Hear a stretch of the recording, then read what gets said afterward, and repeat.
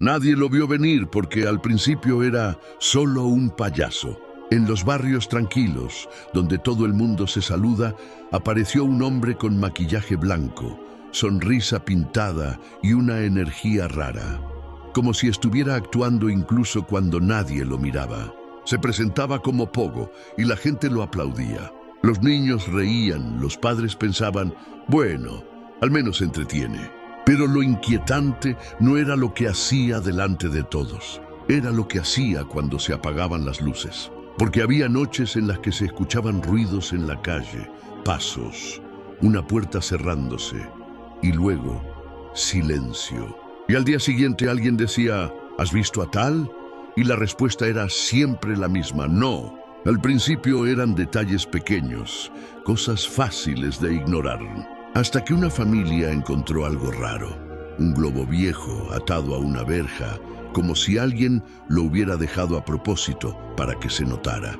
Y ahí empezó lo peor. Si quieres que siga la historia completa, quédate, porque lo que descubrieron después no parecía real. La policía dijo que no había pruebas. Seguramente se fue por su cuenta. Eso repetían, una vez y otra, pero el barrio no era tonto. La gente empezó a conectar cosas. Los días que desaparecía alguien siempre eran días en los que el payaso había estado cerca. Un vecino aseguró haberlo visto tarde, muy tarde, cargando bolsas pesadas al maletero. Otro dijo que escuchó una risa desde un callejón y que esa risa no era de broma, era como de alguien disfrutando.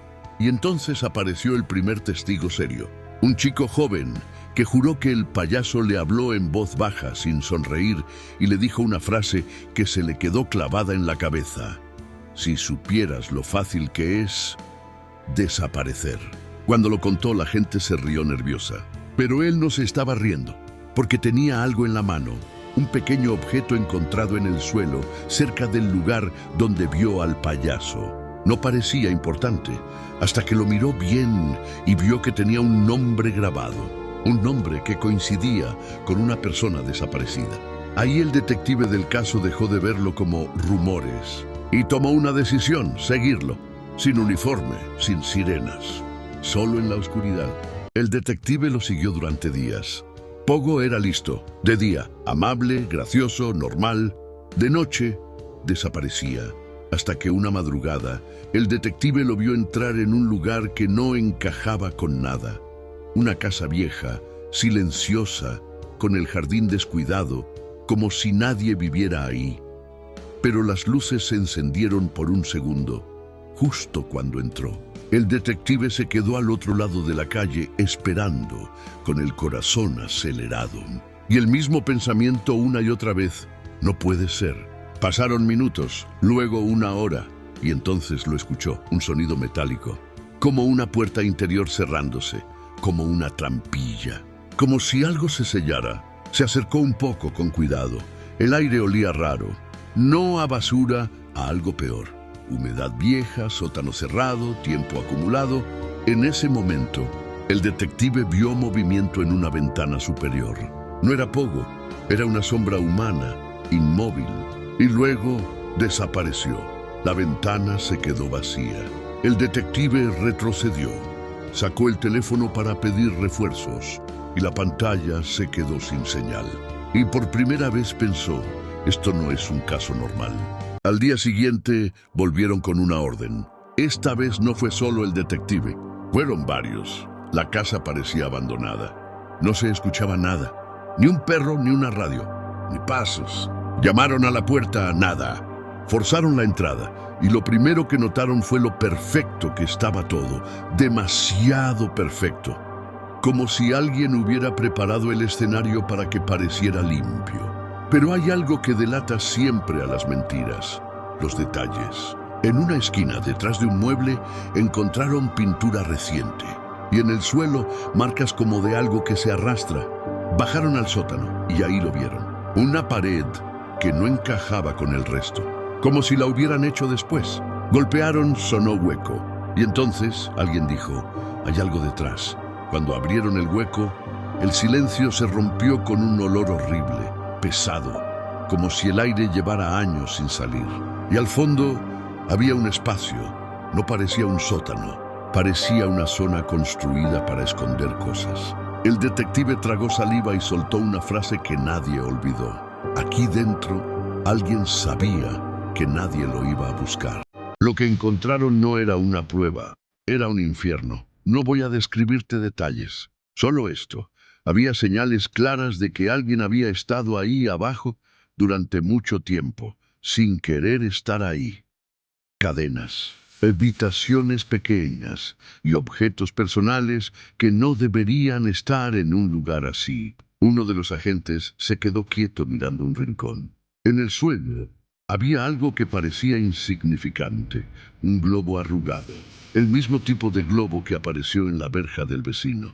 Ahí se cerró el círculo, porque el payaso no dejaba globos por diversión, los dejaba como firma, como un mensaje. En la superficie, arriba, encontraron un traje de payaso colgado, pero no era colorido, era viejo, manchado y olía a humedad y encierro. El detective dijo, esto no es alguien jugando a asustar, esto es alguien disfrutando del control.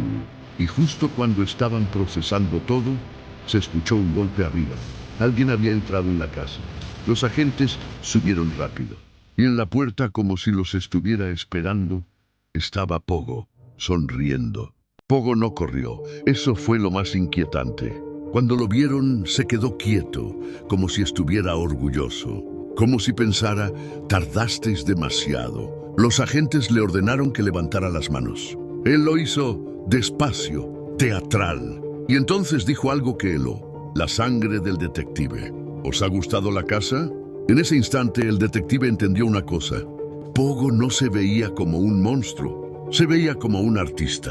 Un show, lo esposaron, lo metieron en el coche, pero cuando revisaron su ropa, encontraron algo dentro del bolsillo, una pequeña libreta, un cuaderno gastado. Dentro había notas, nombres, fechas puní y frases cortas, como si fuera una lista. El detective pasó la página y su cara cambió, porque había más nombres de los que se conocían públicamente. Muchos más. Eso significaba solo una cosa: había víctimas que nadie sabía que existían. Y entonces Pogo, desde el coche, se inclinó hacia el cristal y susurró: todavía os faltan. El interrogatorio fue una guerra psicológica. Pogo no gritaba, no se ponía nervioso, no pedía perdón. Hablaba como si estuviera recordando anécdotas. El detective intentó romperlo con preguntas directas, pero Pogo siempre respondía con calma. ¿Cuántas personas crees que pasan al lado del mal y no lo ven? Luego sonrió y añadió: porque el mal se disfraza bien. El detective enseñó la libreta, los nombres, las fechas. Pogo miró el cuaderno como si fuera un álbum de fotos y dijo: esa es mi obra. Ahí el detective perdió la paciencia. Golpeó la mesa. Esto no es una obra. Pogo levantó la vista, serio por primera vez. Para mí, sí, ese momento lo cambió todo. Porque ya no era solo un culpable, era alguien que disfrutaba con cada segundo. Y cuando alguien disfruta, es más peligroso. La noticia explotó. Los medios lo llamaron el payaso del horror. La gente empezó a mirar a sus vecinos con miedo.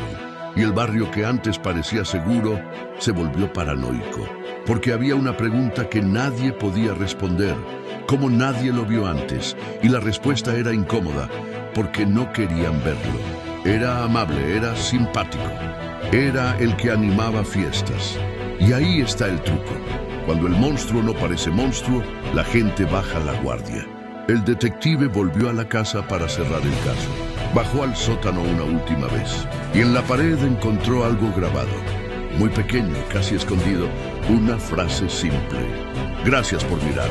El detective salió de allí con una sensación extraña, como si Pogo hubiera querido ser descubierto, solo para que todos supieran que existió, como si el terror fuera su forma de ser recordado. Pero el detective juró una cosa: no vas a ser recordado como leyenda, vas a ser recordado como advertencia. La historia terminó, pero el miedo se quedó. Pogo fue detenido, juzgado, y el caso se convirtió en uno de los más oscuros y comentados. Pero el barrio nunca volvió a ser el mismo, porque hay crímenes que no solo dañan a las víctimas, dañan la idea de seguridad, Durante años, la gente evitó esa casa. Nadie quería ni mirarla. Decían que por la noche parecía que las ventanas te observaban. Y aunque eso sea solo sugestión, la mente humana hace algo peligroso. Convierte el miedo en rutina, hasta que un día se olvida. Y entonces vuelve a pasar. Por eso esta historia importa, no para glorificar a nadie, sino para recordar algo simple. El peligro no siempre llega con gritos. A veces llega con una sonrisa pintada. Si te quedaste hasta el final, ya sabes lo que toca. Dale like, suscríbete y comparte. Archivo Blake.